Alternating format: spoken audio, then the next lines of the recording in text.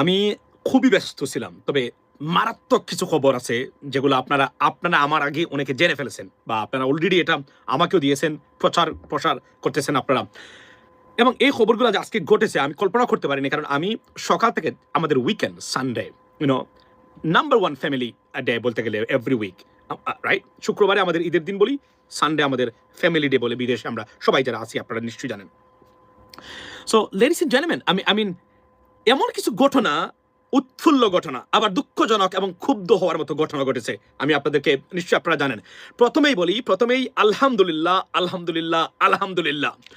বাংলাদেশের অন্যতম পুলিশের সবচেয়ে বড় সন্ত্রাসী ছিল যে পুলিশের পোশাক পরা সেই বেনজিরকে ইন্টারপোল গ্রেপ্তার করেছে দুবাইয়ে।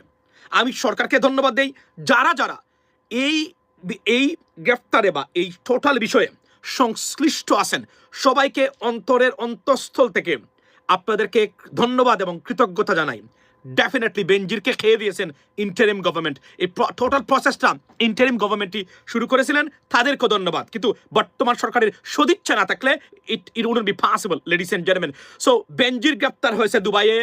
বাংলাদেশের পুলিশের সবচেয়ে কুখ্যাত বদমাইশ এবং সন্ত্রাসী এবং ভারতীয় এজেন্ট প্রেতাত্মা এবং চরিত্রহীন যে পুলিশকে, বাংলাদেশের পুলিশকে ধূলিসাৎ করে দিয়েছিল। এবং আজকের এই যে পুলিশের মাধ্যমে যে খুন খারাপি বা যত অন্যায় অবিচার মানে আপনার হয়েছে বাংলাদেশে এই আপনার এই আওয়ামী লীগের সময় এবং শেখ হাসিনার ডান হাত বলে খেত এই লম্পট বেনজিরকে গ্রেফতার করেছে আপনার এই ইন্টারপোল গ্রেফতার করেছে দুবাইয়ে, obviously on the request of the Bangladeshi government. What a news for Bangladesh, ladies and gentleman. আমি স্বরাষ্ট্রমন্ত্রীকে, প্রধানমন্ত্রীকে, স্বরাষ্ট্রমন্ত্রীকে ধন্যবাদ দিতেই হবে, বিকজ তাদের আন্তরিকতা না থাকলে it wouldn't be possible, ladies and gentleman. এবং পুলিশের যারা সংশ্লিষ্ট আছেন তাদেরকেও ধন্যবাদ দিই। মনে আছে আমি যখন আমি আপনাকে বলি অফ দ্য রেকর্ড বলি, আমি জানেন তো আপনি সাবেক পুলিশের আইজিপি যিনি ছিলেন ইন্টারিম গভর্নমেন্টের, ওনার ইন্টারভিউ নিয়েছিলাম আমি, মনে আছে আপনাদের?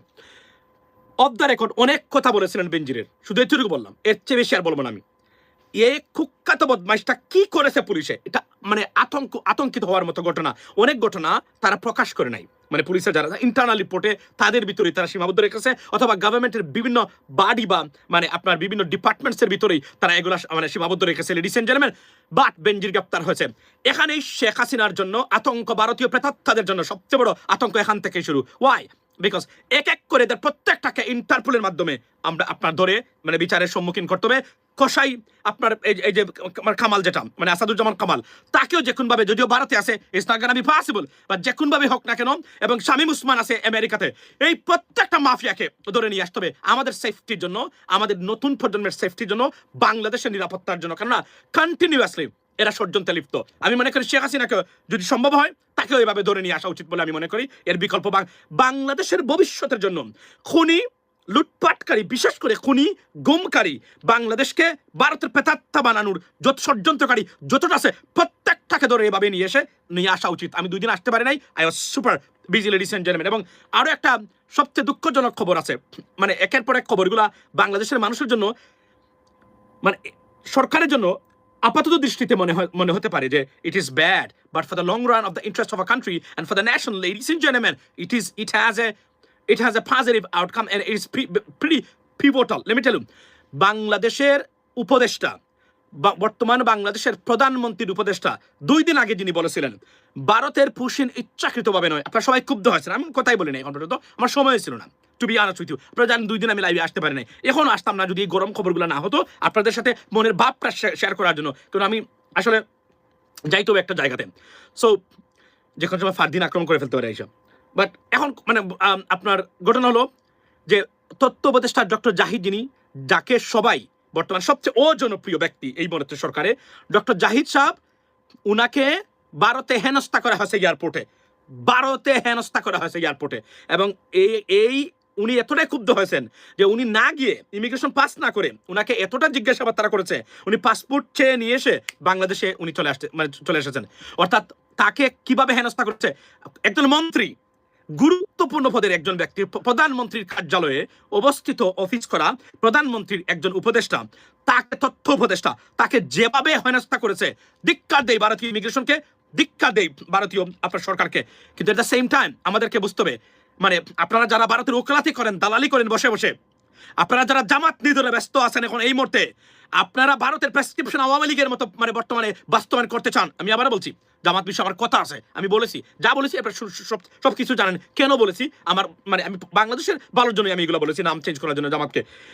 এবং এই যে ব্যস্ততার এই যে কাজে জড়িত, এবং এখানে মনে করা হচ্ছে যে জামাতের ইসলামী ব্যাংক সবকিছু ডক্টর জাহির সাহেবের পরামর্শ অন্যতম।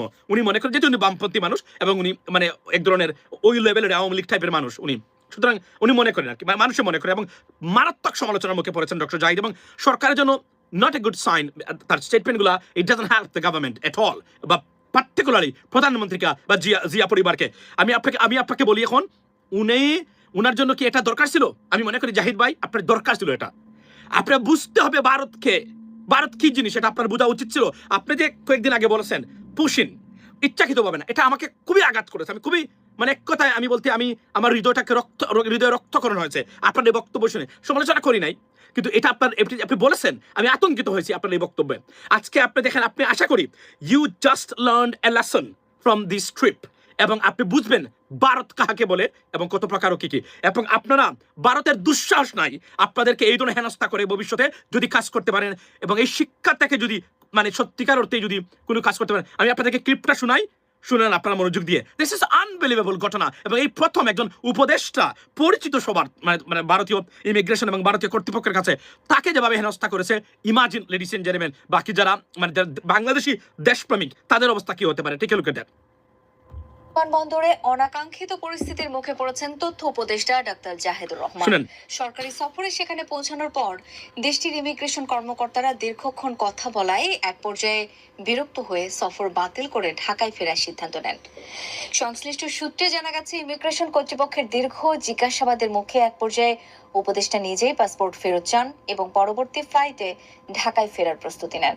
পরবর্তীতে পরিস্থিতি বুঝতে পেরে ভারতীয় ইমিগ্রেশন কর্তৃপক্ষ তাকে সসম্মানে দেশটিতে প্রবেশের অনুরোধ জানালেও আত্মসম্মান ও প্রোটোকল বজায় রাখতে সেই অনুরোধ প্রত্যাখ্যান করেন ডাক্তার জাহিদুর রহমান। উদ্ভূত এই পরিস্থিতির পর Guys, you see that? This is a shame for Bangladesh. It is a shame. What a shame for the nation. What a shame for the government. What a shame for the Prime Minister. What a shame for the Prime Minister's office, ladies and gentlemen. This is unbelievable. And at the same time, it is unacceptable. Unacceptable whatsoever. এই ঘটনাগুলা আপনি কি প্রমাণ করে আপনারা বুঝেন। এবং এখন বর্তমানে যারা আছেন, এবং এই যে ভারতীয়, একটু আগে আমি বলেছিলাম যে একটা ভিডিও আমি টিকটকে দিয়ে আসছি, সেটা হচ্ছে যে আপনার কোথায় মানে ফিরোজপুরে আপনার মানে কালী মন্দিরে যে ঘটনা ঘটিয়েছে আপনার ওই যে প্রদীপ কুমার মানে আইচ, যে তার নিজের উপাসনালয়ে মানে ভাঙচুর এবং চুরি করে সেটা মুসলমানদের উপরে বাংলাদেশকে সাম্প্রদায়িক বানানোর জন্য যে চেষ্টায় ভারত লিপ্ত আছে। এই মুহূর্তে ধরেন রংপুরে যে কি হচ্ছে মন্দির হচ্ছে, কেন আমি এটা বিরোধিতা আমি মানে এই জায়গাতে মন্দির নির্মাণের বিরোধিতা করি। ওয়াই? বিকজ আমাদের চিকেন নেক একদম কাছাকাছি, এটা হবে রয়ের নাম্বার 1 স্টেশন, মানে আপনি যদি বলতে পারেন এটা, এবং এটা এই উদ্দেশ্যে এখানে করা হচ্ছে।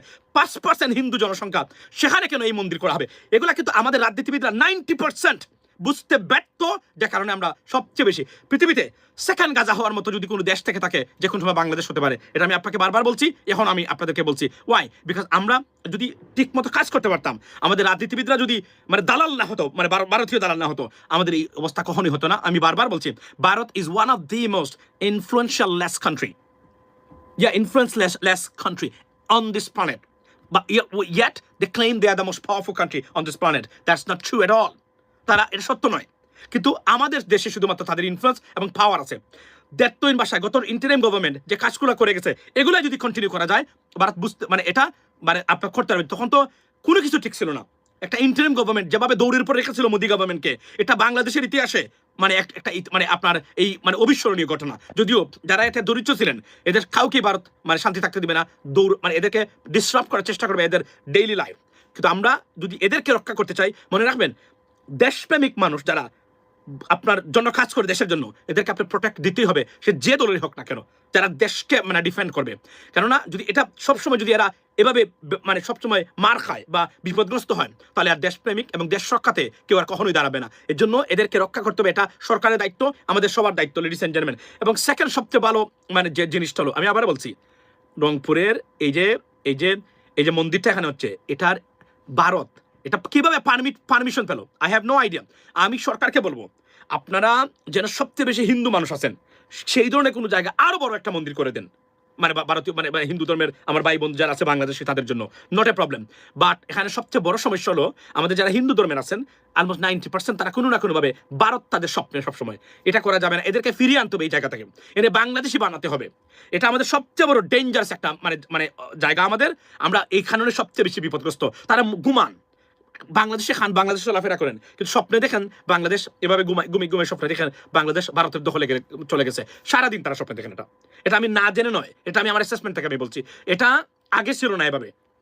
এই আওয়ামী লীগ সরকারের সময় থেকে এই ধারণা হয়েছে এই দেশ ভারতের অধীনে যাওয়া দরকার, এবং উগ্র হিন্দুত্ববাদের যে উত্থান ঘটেছে এই উত্থানটাই বাংলাদেশে লেগেছে, যেটা আমাদের রাজনীতিবিদরা ব্যর্থ হয়েছে। শেখ হাসিনা কি পরিমাণ ক্ষতি করে গেছে এই দেশের, যদি লেখাপড়া করা কোনো মানুষ এবং সেন্সিবল মানুষ এবং জ্ঞানী মানুষ থাকে ঘুমাতে পারবেন না, আপনি ঘুমাতে পারবেন না। আপনি আর আপনার যদি সন্তান থাকে, আপনার যদি জেনারেশনস থাকে, আপনি এদের চিন্তায় ঘুমাতে পারবেন না, এদের ভবিষ্যতের কথা চিন্তা করে, কারণ এতটা ধ্বংস করে গেছে দেশটাকে, এতটা বিপদগ্রস্ত করে গেছে। আমি আবার বলছি, পৃথিবীতে সবচেয়ে বিপদগ্রস্ত দেশ এই মুহূর্তে হলো যে বাংলাদেশ।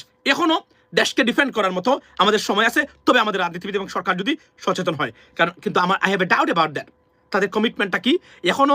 আমি বারবার আমরা বলছি, আমরা বুঝাইতে চেষ্টা করতেছি, ইন্টারিম গভর্নমেন্ট বুঝেছে যে Bharat is not a factor, it is the they don't have any influence.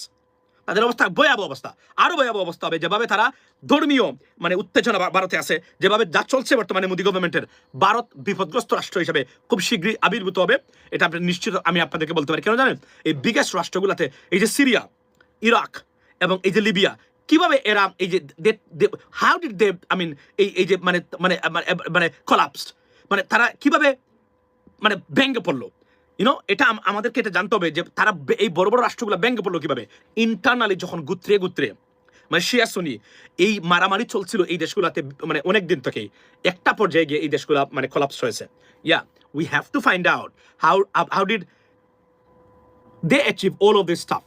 এটা আমাদেরকে ভাবতে হবে এবং আমাদেরকে এটা মনোযোগ দিয়ে মানে রাখতে হবে। এখন আমি উৎফুল্ল এই আমার এই আপনার নিউজটা, বেনজিরকে নিয়ে কত ভিডিও বানিয়েছি আপনারা নিশ্চয়ই জানেন, রাইট? বেনজিরকে নিয়ে কত ভিডিও আমরা বানিয়েছি, মনে নাই আপনাদের? বেনজিরের ঘটনা এক একটা ভিডিও তখন কি পরিমাণ ভাইরাল হতো আমাদের ফেসবুকে, যদিও এগুলো নাই এখন মানে চ্যানেলগুলো।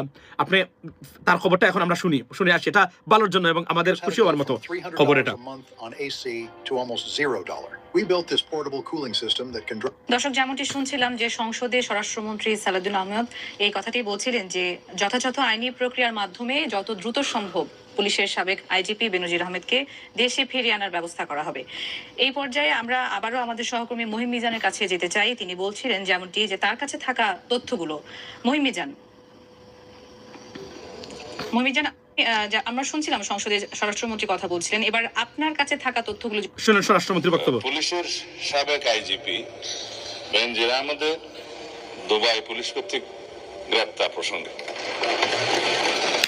Shabash! That is the news we went to hear from the government, from the officials, from the Prime Minister, from the Home Minister, from the Foreign Minister. Ladies and gentlemen, এগুলাই আমরা চাই। যত কষাই ছিল, আচ্ছা শুনুন। অভিযুক্ত পুলিশের সাবেক আইজিপি বেনজির আহমেদকে গ্রেপ্তারের জন্য ইন্টারপোলের সাথে নিবিড়ভাবে কাজ করার জন্য নিয়োজিত পুলিশ হেডকোয়ার্টার্সের national central bureau NCB Dhaka কর্তৃক ইন্টারপোলে আবেদন করা হয়। তৎপ্রেক্ষিতে গত 11 এপ্রিল 2025 এটা 2025-এ পাঠানো হয়েছিল, আমরা এটা মনিটর করেছি। Interpol 2025 okay, so now you see this, স্বরাষ্ট্রমন্ত্রী বলেছেন কোনটা, যে এই মানে তাকে রিকোয়েস্টটা আমি বলছিলাম না, ইন্টারিম গভর্নমেন্ট পাঠিয়েছিলেন। ইন্টারিম গভর্নমেন্ট এমন কিছু কাজ করে গেছে, অনেক সমালোচনা করবেন আপনি, করেন, কিন্তু মেক শিওর এই দেশটাকে ভারতের পকেট থেকে বের করে নিয়ে আনছে আপনার জুলাই বিপ্লব, এবং at the same time interim government কিছু কাজ করে গেছে, আরও কাজ করতে পারতো। আমরা এদেরকে ডিসরাপ্ট করেছি, বিশেষ করে আমাদের সোশ্যাল মিডিয়া অ্যাক্টিভিস্টরা মারাত্মকভাবে এদের চরিত্র হনে এমনভাবে ব্যস্ত ছিলেন, এরা কাজই করতে পারে নাই। আমি কয়েকজন উপদেষ্টার সাথে দেখা করেছিলাম, দেখা করার পরে আমি তাদের যে বিধ্বস্ততা দেখেছি, এবং তারা অভিযোগ করেছেন যে ভাই দেখেন এই কথাগুলো আমাদের বিরুদ্ধে বলে আমরা কিভাবে কাজ করি, এটা একটা মারাত্মক ক্ষতি করে গেছেন। আমি নাম বলতেছি না, তারা বুঝে না বুঝে আননেসেসারি যা ইচ্ছা তাই বলেছেন, এবং তারা দৌড়াছোয়ার বাইরে ভাবেছিলেন, এবং এরা নষ্ট করেছে। আরো ভালো ভালো কাজ করতে পারতো এরা, যদি আমরা সত্যিকার অর্থে মানে কনস্ট্রাকটিভ ক্রিটিসিজমে থাকতাম। আমরা তাদের চরিত্রহীন, তাদের মানে পেটিকুটের ভিতরে কি আছে, তাদের ফ্যান্টের ভিতরে কি আছে তা নিয়েও আমরা আলোচনা করা শুরু করে দিয়েছি, যেখানে তারা এক ধরনের আমি নিজে দেখেছি, আমি তারা তো আমাকে বলেছেন এটা আমি আপনাদেরকে বলি। সুতরাং এই কাজগুলো যদি তারা ঠিক মতো আমরা সমর্থন দিতে পারতাম, গভর্নমেন্ট ডেফিনেটলি ধরেন স্বাস্থ্য উপদেষ্টাকে নিয়োগ দেওয়া সাবেক, এবং এই যে মুস্তাফা সরওয়ার ফারুকীকে নিয়োগ দেওয়া, এগুলো তো মানে উইয়ার্ড জিনিস ছিল, মানে ভেরি মানে বিজার, যেগুলো এগুলো কিভাবে সম্ভব হয়। এই জন্য এই মেট্রিক পাস করে নাই, রাজনীতি রোজ জানে না ঠিক মতো, তাকে আপনি উপদেষ্টা বানিয়ে দিলেন। এগুলা যদি ডক্টর ইউনূস না করতেন এবং সব চিরাঙ্গি মানে একসাথে না আনতেন, বাংলাদেশ আরো ভালো কাজ করতে পারতো। চিরাঙ্গের ভিতরে বাঘ ছিল, the tiger of Bangladesh, colonel অলি আহমদ, উনি যদি আনতেন, তাহলে পুলিশের যে রিফর্মসটা নজিরবিহীন ভাবে উনি করতে পারতেন। আনফর্চুনেটলি এখানে সবচেয়ে বড়, এখানে আমাদের মতো একজন মানুষ যদি কন্টিনিউ যোগাযোগ করতে পারতো টপ লেভেলে, আমরা বলেছিলাম কর্নেল অলি আহমদের মতো ব্যক্তি স্বরাষ্ট্রমন্ত্রী দিলে টোটাল পুলিশকে উনি জেলে সাজিয়ে দিতে পারতেন এই 15 মাসে। কিন্তু আপনি এমন একজন মানুষকে নিয়ে আসছিলেন, উনি সৎ মানুষ, ভালো মানুষ, কিন্তু উনি তো যোগ্য না। ইউ হ্যাভ মানে শুধু সৎ থাকলে আপনি যে কোনো বড় পোস্টে যোগ্য হতে পারবেন না, that's not how it works. কিন্তু এই ঘটনাটা ঘটেছে। সুতরাং বেনজিরের এই ঘটনায় আমি আবার বলি যে এটা ইন্টারিম গভর্নমেন্টের কাজ, এই সরকার তারা মানে নিশ্চয়ই মানে করতেন কিনা আমি জানি না, তবে আমি সরকারকে অনুরোধ করব আপনাদের ভবিষ্যতের জন্য, দেশের ভবিষ্যতের জন্য কিছু কাজ করে যান। যতটা এদের মতো আছে মানে বেনজিরের মতো, বিশেষ করে বিপ্লব, হারুন, শামীম ওসমান, এদের প্রত্যেককে ইন্টারপোলের মাধ্যমে গ্রেফতারের ব্যবস্থা করে যান আপনারা। এরা মাফিয়া, এদেরকে ছাড় দেওয়া যাবে না কোনোভাবেই। এরা কিভাবে, তারপরে আসাদুজ্জামান কামাল, তারপরে আপনার আরো যারা আছে, যদি এদেরকে বিচারে আওতায় আনতে পারেন, এদের কলিজা কাঁপানো কাজ হবে। এটা ইন্টারিম গভর্নমেন্ট তৈরি করছে, তবে সরকার নিশ্চয়ই বন্ধ করে নাই। যদি সরকার বন্ধ করতো তাহলে এই কাজটা নিশ্চয়ই হতো না ভাই। অত Benazir will be arrested, it is not will be arrested, he has been arrested, he has the Dubai police has arrested him, I mean like an hour ago, 2 hours ago. Yes it is. So it's not will be, he has been arrested or just arrested, you can say that. So is so এটা হচ্ছে সবচেয়ে গুরুত্বপূর্ণ খবর। এবং তারপরে কি, তারপরে আমি মনে করি যে বিপ্লব ভারতে আছে, বিলিয়নস অফ ডলার নিয়ে গেছে বিপ্লব, বিলিয়নস অফ ডলার, মানে Biplob to be honest with you, এরা সব ভারতে ইনভেস্ট করেছে, এবং এরাই এই জন্যই ভারত চায় এই দেশটা তাদের দখলে। সরকার যদি দায়িত্বহীন ভাষায় ভারতকে না বলতে পারে, যেভাবে আমি সবসময় বলি, you know what, we believe and respect your territorial integrity, right? We want India, the peace should be retained in India, but at the same time do not meddle or interfere in with our internal affairs. Completely no, এবং block করে দেওয়া। যদি সরকার দায়িত্বহীন ভাষায় এটা বলতে পারেন, ভারতের বাপের ক্ষমতা নাই বাংলাদেশে কোনো কিছু করার। আমি আবার বলছি, মার্কিন যুক্তরাষ্ট্র ছাড়া একটা পশম কিছু করার ক্ষমতা ভারতের নাই, একটা পশম। এটা আমি বারবার বলি, প্রতিদিন বলি আপনাদেরকে, কিন্তু আমরা জানি না আমাদের ভিতরে ভিতরে কি হয়। কিন্তু ডক্টর জাহিদ ভাই কি হইলো, বড় বড় মানে ভারতের বিষয়ে খুশি করার চেষ্টা করেছিলেন, ওইসে ফিরে আসেন, দালালি করতে যাবেন, বেজ্জতি হবেন। এবং এভাবেই ভারত কোনো দেশপ্রেমিককে পছন্দ করে না। ভারত তাদেরকে পছন্দ করে যারা বাংলাদেশের সাথে বেইমানি করে, যারা বাংলাদেশ বিরোধী বাংলাদেশে থাকে, এদেরকে ছাড়া ভারত কখনো। এজন্য আমি বারবার বলি, নিশ্চিত করবেন সকল মা বাবার প্রতি আমার অনুরোধ, যাই করেন ভারতীয় কোনো দাসী যেন বাংলাদেশের ক্ষমতায় না আসতে পারে, এটা আপনারা কাজ করবেন, প্রতিদিন বক্তব্য দিবেন। হাল চাষ করেন, আপনি কৃষক, সো হোয়াট, আমরা চাই না কোনো ভারতীয় এজেন্ট দাসী বাংলাদেশের ক্ষমতায় আসুক, দ্যাট ইজ ইট। যদি ভারত থেকে মুক্ত রাখতে পারেন দেশকে, ভারতীয় ষড়যন্ত্র অ্যাগ্রেশন থেকে, বাংলাদেশের জিডিপি তরতর করে দেখবেন কি কোথায় গিয়ে 4.1% এখানে এই মুহূর্তে। আমি আবার বলছি, যদি ভারতকে আমরা ট্যাকল করতে পারি, তারা যদি সাহায্য চায়, তাদের ইন্টারনাল টেরিটরি, ভারতের শান্তি সমৃদ্ধি, any help, we should be up for India, but make sure আমাদের দেশের জন্য তারা কোনো কিছু করে, এবং ভারত এখান থেকে কোনোদিন সরবে না। কেননা তাদেরকে এমনভাবে আমরা নষ্ট করে ফেলছি, তাদেরকে শেখ হাসিনা এমন কাজ করে গেছে, প্রত্যেকটা জিনিসে ঢুকিয়ে দিয়ে গেছে যেখান থেকে। এবং এই সরকার যদি অপারেশন ক্লিন হার্ট আবার চালু না করে, আর ইচ্ছা না থাকে, তারা সদিচ্ছা, বাংলাদেশ থেকে ভারতকে বাঁচানো almost অসম্ভব হবে, but it is not late. It is a high time right now. If we can act right now, yes, we can protect or defend our sovereignty and our independence, ladies and gentlemen. That's what it is. So, অনেকগুলো খবরের ভিতরে সবচেয়ে ভালো খবর এবং উৎফুল্ল হওয়ার মতো খবর হলো, বাংলাদেশের পুলিশে খুন গুম প্রতিষ্ঠাকারী এই বেনজির এবং র্যাব দিয়ে, যাদের কারণে র্যাবের এই সুনামটা মারাত্মকভাবে ক্ষুণ্ণ হয়েছে। গুন্ডা পোশাক পরা অবস্থায় যে গুন্ডামি করেছে বাংলাদেশে, খুন করেছে, গুম করেছে, সেই বেনজির অবশেষে গ্রেপ্তার হয়েছেন। অনতিবিলম্বে তাকে বাংলাদেশে এনে বিচার করার অনুরোধ জানাচ্ছি প্রত্যেকটা খুন গুমের বিচার বেনজিরের হোক। That's what it is, ladies and gentleman. এবং আমি বলছি আজকে আমাদের উৎফুল্ল হওয়ার দিন তার, এবং এটা আওয়ামী লীগের জন্য রেড সিগন্যাল। আরও যারা আছে, যদি ইন্টারিম গভর্নমেন্টকে আমরা সঠিকভাবে আমরা তাদেরকে একটু সময় দিতাম এবং এই কাজগুলো সবাই মিলে করতাম, আমাদের আরও ভালো কাজ এরা করে যেতে পারতো। কিন্তু আনফর্চুনেটলি আমাদের সবচেয়ে বড় সমস্যা হলো আমাদের ব্যর্থ রাজনৈতিক ব্যবস্থা, এটাই আমাদের। এবং আপনারা অনেকে আছেন, আপনারা অনেক সময় না বুঝে অনেক জিনিসে লাভ দেন, এবং আইডিওলজিক্যাল পলিটিক্স ক্যান্সার আমাদের বাংলাদেশের জন্য, প্রগ্রেসিভ পলিটিক্সের বাইরে গিয়ে। That's what it is, ladies and gentleman. So দুটো খবর, একটা একটা দুঃখ পাওয়ার মতো, ক্ষুব্ধ হওয়ার মতো ঘটনা। আপনার জাহেদ সাহেব চলে আসছেন, ওনাকে হেনস্থা করেছে দুবাই এয়ারপোর্টে, ভারতীয় এয়ারপোর্টে, ইটস মাই ব্যাড, ভারতে। আর সংসদে স্বরাষ্ট্রমন্ত্রী কনফার্ম করেছেন বেনজিরকে ধরা হয়েছে। বেনজির, তুমি এখন কোথায় যাবা?